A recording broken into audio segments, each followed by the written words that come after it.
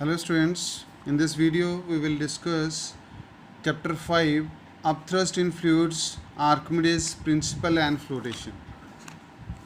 So in a part of this chapter, upthrust and Archimedes Principle will be discussed in detail.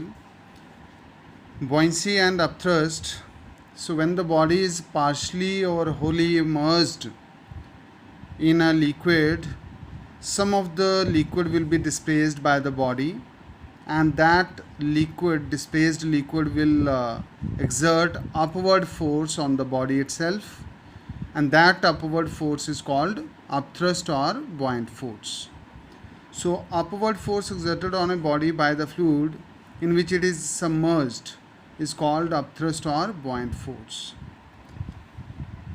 The property of the liquid to exert an upward force on a body immersed in it is called buoyancy. Now, first of all, there are different experiments. First, we'll discuss pushing an empty can into water. When an empty can will allow to immerse in water, on its own it will not go. But when you will exert force on that can to immerse it in water, then certain amount of water will be displaced by the can, and that displaced water will provide great upthrust force, so that we will also experience an opposite force on our hand.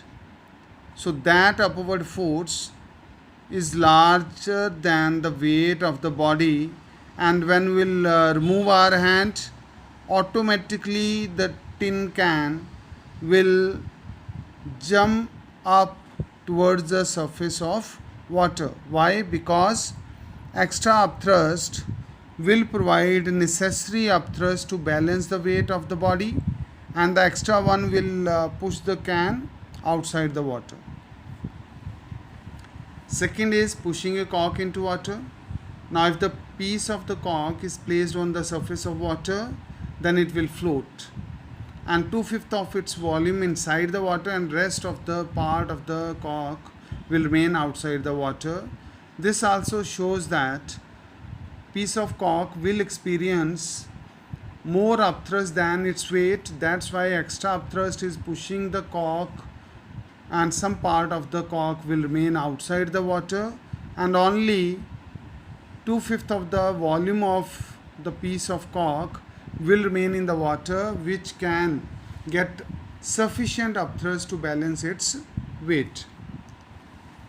That's why here they have given weight is equal to Fb. Weight of the body is acting downward.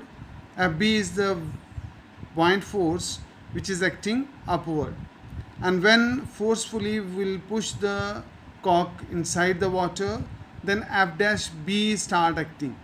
Now F dash B, if we'll compare with the weight of the body, that piece cork, that F dash B will be greater. And when we'll remove our hand on the piece of cork, automatically this FB will start acting, because this much force is only required to balance the weight of the body, and rest of the thrust, which is the extra one, will send the piece of cork outside the water. Some part will remain outside and some part will remain inside the water. So this is an important point. Like liquid, gases also have the property of buoyancy. Even we will also displace certain volume of water, this air, which is equal to the volume of our body, but that displaced air will provide upthrust on our body, which is very much smaller, which we can neglect as comparison to our own weight.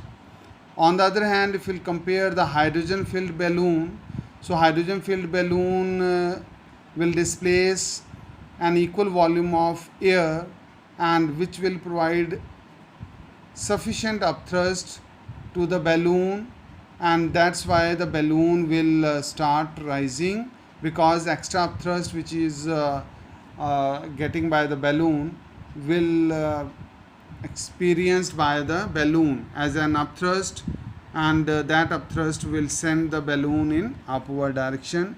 That's why the balloon rising upward. Condition for a body to float or sink in a fluid. First of all, when the body is allowed to immerse in water, then the complete volume of the body will have tendency to go inside the water, because it has to displace an equal volume of water equal to its own volume. And when this kind of the condition will be there, that the weight of the body on emerging completely inside the water is getting sufficient upthrust that is equal to its displaced water. The weight of the displaced water is equal to the upthrust, and this F dash B, which the body is getting on completely emerging inside the water, is only equal to the weight. This is the condition of just flotation, and the body will just float. If we will try to get its apparent weight that is equal to actual weight minus upthrust. So apparent weight will be 0. Apparent weight in this case will be 0. And in the same example, if we will compare F dash B with the weight, if F dash B is less than the weight of the body, here in second part they have discussed, so in that case the body will sink. That body will come and settle on the base of the container. But if we will try to get its apparent weight will be less than actual weight, because still that body is experiencing an upthrust. Okay, that's why we feel body as a lighter one when it is completely immersed inside the water.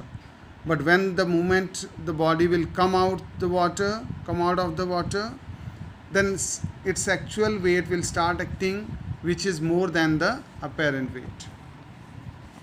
After that, characteristics, properties of upthrust. First is, larger the volume of the body submerged in fluid, greater is the upthrust.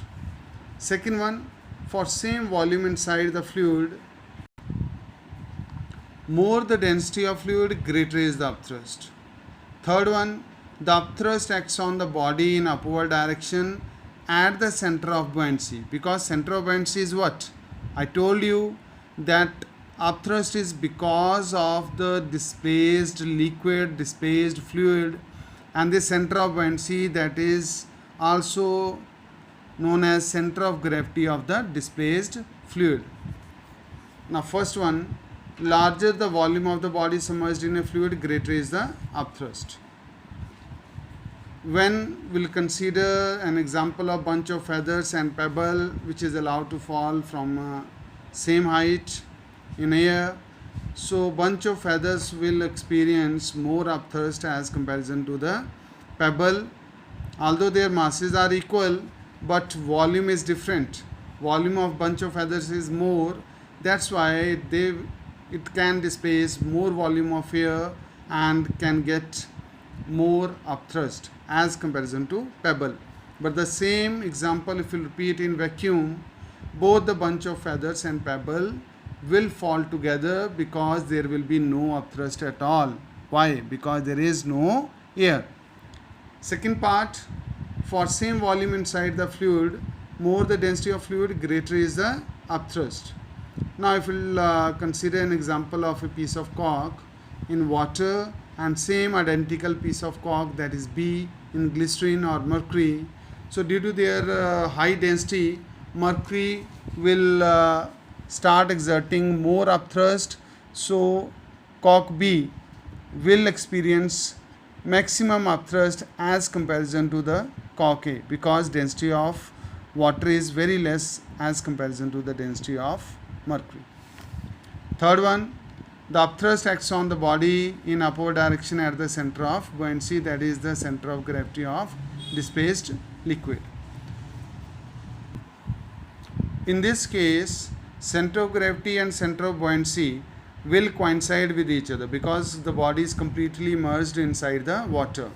But if we'll compare, this is also the case of flotation, but in this case body will able to get extra upthrust. F dash B will be greater than weight of the body, and only FB will start acting because only some part of the body will remain inside the water, which is enough to get an upthrust, required upthrust to balance the weight of the body. In this case, center of gravity will lie just above the center of buoyancy. Rest of the part we will discuss in next video. Thank you.